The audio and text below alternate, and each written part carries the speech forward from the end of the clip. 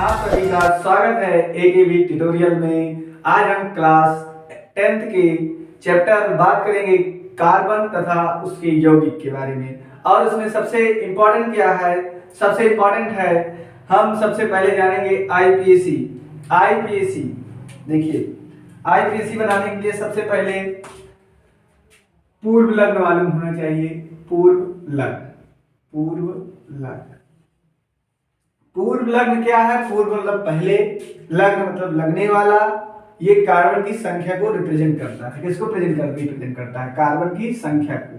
सबसे पहले मेथ, एक कार्बन के लिए क्या लिखते हैं? मेथ। दो कार्बन के लिए एथ, तीन कार्बन के लिए प्रो, चार कार्बन के लिए ब्यूट, पांच कार्बन के लिए पेंट, छह कार्बन के लिए हेक्स, सात कार्बन के लिए हेप्ट, आठ कार्बन के लिए ऑक्ट, और नौ कार्बन के लिए नॉन, 10 कार्बन के लिए डेक।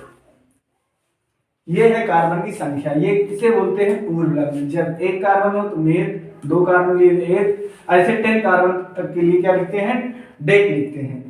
ये होता है पूर्व लग्न। पूर्व लग्न फिर सबसे पहले जो कार्बनिक कंपाउंड्स हैं, जितने भी कार्बनिक कंपाउंड्स हैं उसके बारे में जानेंगे। पहले सबसे पहले हमको ये मालूम होना चाहिए पूर्व लग्न। फिर हम कार्बन के जितने कंपाउंड्स हैं और जितने भी यौगिक हैं उसके बारे में हम जानेंगे, जो कार्बनिक यौगिक होते हैं। तो सबसे पहले अब हम जानेंगे कार्बन, उसके यौगिक। तो यौगिक के बारे में जानेंगे। सबसे पहले कार्बनिक यौगिक के बारे में जानेंगे। कार्बनिक यौगिक, कार्बनिक यौगिक, कार्बनिक यौगिक के बारे में जानेंगे। कार्बनिक यौगिक, कार्बन जो यौगिक होते हैं वो दो प्रकार के होते हैं। एक एलिफैटिक, एलिफैटिक कार्बनिक यौगिक, और एरोमेटिक, एरोमेटिक कार्बनिक यौगिक। दो प्रकार के कार्बनिक यौगिक होते हैं। कार्बनिक यौगिक कितने प्रकार के होते हैं? एक एलिफैटिक होता है, दूसरा एरोमेटिक होता है। तो सबसे पहले अब हम एलिफैटिक के बारे में जानेंगे। एलिफैटिक क्या होते हैं? एलिफैटिक को दो भागों में डिवाइड किया गया। जो खुली श्रृंखला है एल्केन,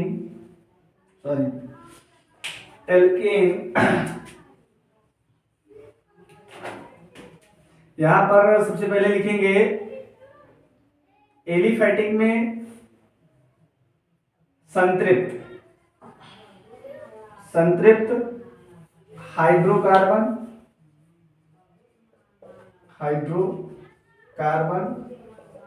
और असंतृप्त हाइड्रोकार्बन, असंतृप्त हाइड्रोकार्बन। संतृप्त हाइड्रोकार्बन्स क्या होते हैं? संतृप्त हाइड्रोकार्बन्स में अगर हम बात करें तो ये एल्केन होता है, एल्केन। असंतृप्त में क्या होता है? एल्कीन और एल्काइन होता है, एल्कीन और एल्काइन होता है। ठीक, एल्कीन और एल्काइन होता है। अब उसके बाद अब संतृप्त हाइड्रोकार्बन्स किसे कहते हैं, असंतृप्त हाइड्रोकार्बन्स किसे कहते हैं, उसके बारे में जानेंगे। संतृप्त हाइड्रोकार्बन, सबसे पहले संतृप्त हाइड्रोकार्बन्स क्या होते हैं? संतृप्त हाइड्रोकार्बन। सबसे पहले हम यही जान लेते हैं कि हाइड्रोकार्बन्स क्या होते हैं। हाइड्रोकार्बन्स, अगर हम बात करें हाइड्रोकार्बन, हाइड्रो मतलब हाइड्रोजन, कार्बन मतलब कार्बन। हाइड्रोकार्बन किसे कहते हैं? कार्बन हाइड्रोजन के रासायनिक संयोग से बने यौगिक को क्या कहते हैं?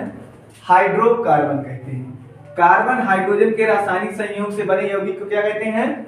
हाइड्रोकार्बन कहते हैं। चलिए देखते हैं संतृप्त हाइड्रोकार्बन क्या होते हैं। हमने कहा एल्केन होते हैं। क्या होते हैं? एल्केन। संतृप्त हाइड्रोकार्बन किसे कहते हैं? सबसे पहले जान लेते हैं संतृप्त हाइड्रोकार्बन।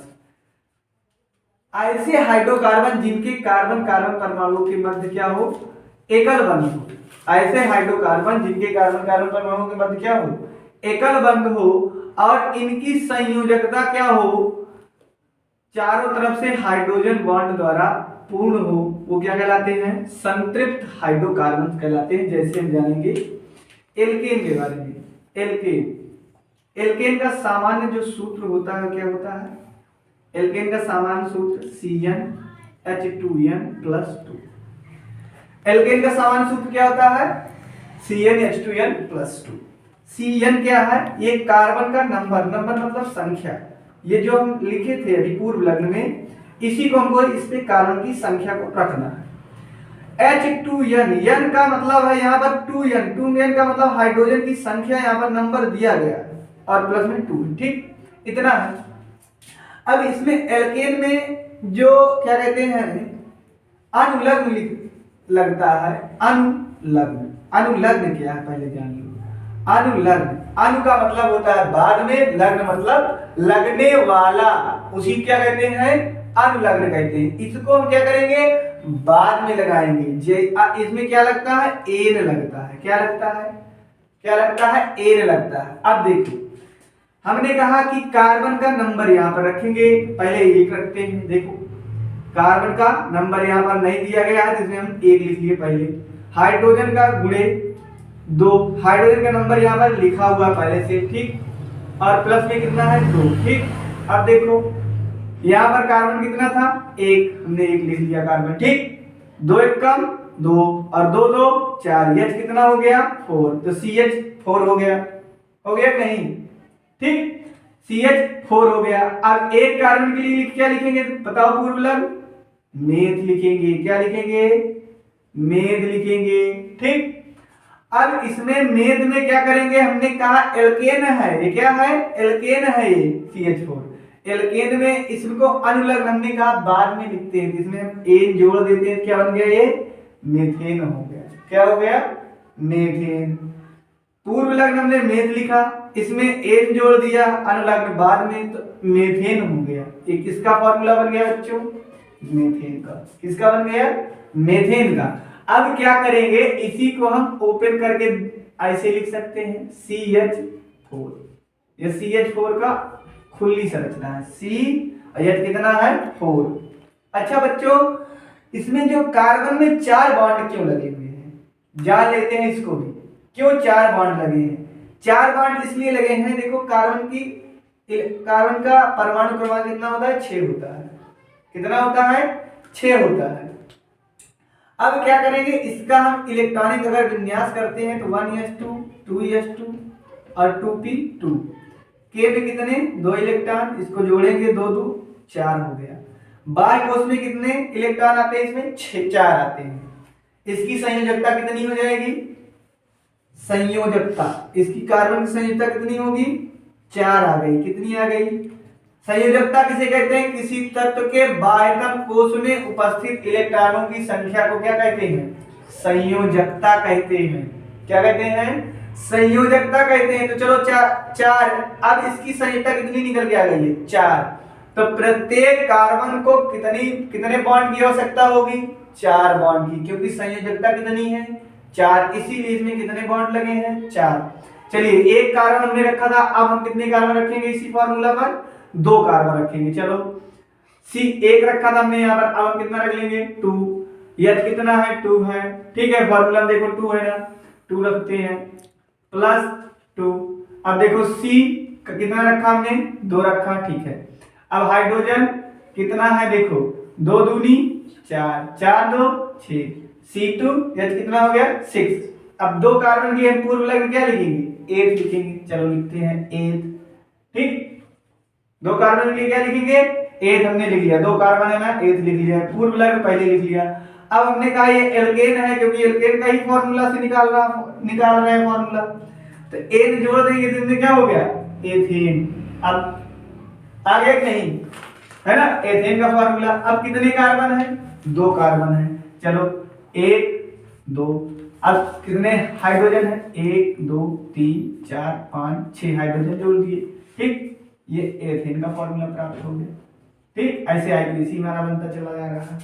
अगर हम इसको क्लोज करें, इसको मान लो, तो C से H कितना है बताओ, 1 2 3, तो CH3, फिर क्या लगा है बॉन्ड, फिर C से H कितना है 1 2 3, तो CH3, इसको ऐसे भी लिख सकते हैं, ऐसे भी लिख सकते हैं, ये खुली श्रृंखला है, समझे कि नहीं।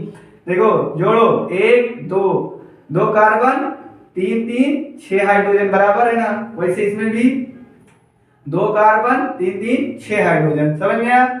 अब मान लो 3 कार्बन रखते हैं, कितने कार्बन रखेंगे, अभी हमने 2 रखा, अब देखो 3 कार्बन रखते हैं, 3 कार्बन रखो इसी फॉर्मूला पर, 3 कार्बन यहाँ पर रखा, हाइड्रोजन कितना है 2 है, पहले से +2 है, ठीक। अब C3 हो गया, 3 कार्बन यहाँ 3 रख लिया, ठीक। अब 3 दूनी 6, 6 2 8, यहाँ पर कितना हो जाएगा, H8 हो जाएगा। 3 कार्बन के लिए पूर्व क्या लिखेंगे, प्रोप लिखेंगे, 3 कार्बन के लिए क्या लिखेंगे, प्रोप, ठीक। अब हमने कहा अलग इसमें क्या जुड़ता है, एन, तो यहाँ हो जाएगा ये प्रोपेन का फॉर्मूला प्राप्त हो गया। तो C3 है 1 2 3, यह कितना है 1 2 3 4 5 6 7 8, ठीक, ये C3 H8 हो गया, है ना, H8 हो गया। C से H कितना है, देखो 1 2 3, फिर बॉन्ड है, फिर C से H कितना है 2 है, फिर C से H कितना है 3 है, अब जोड़ लो 3 3 3 2 5 3 8, H 8 हो गया, 1 2 3 कार्बन कंप्लीट, है ना। तो यहाँ पर अब देखो हमने कहा कार्बन संख्या कितनी होती है, 4, एक कार्बन है, 1 बॉन्ड 2 बॉन्ड 3 बॉन्ड 4 बॉन्ड, इसकी संख्या पूर्ण हो गई। फिर देखो ये 1 2 3 4, इसकी भी संख्या पूर्ण हो गई, ये कार्बन है 1 2 3 4, इसकी भी संख्या पूर्ण हो गई, है ना। तो यहाँ पर ऐसे ही हम पूरा 10 तक निकाल सकते हैं फॉर्मूला, ठीक है दोस्त। आगे हमारे चैनल को सब्सक्राइब करें, लाइक करें और शेयर करें। आगे वीडियो देखने के लिए मेरा अगला वीडियो लेक्चर 2 जल्द ही अपलोड होने वाला है, उसको देखें। थैंक यू, धन्यवाद।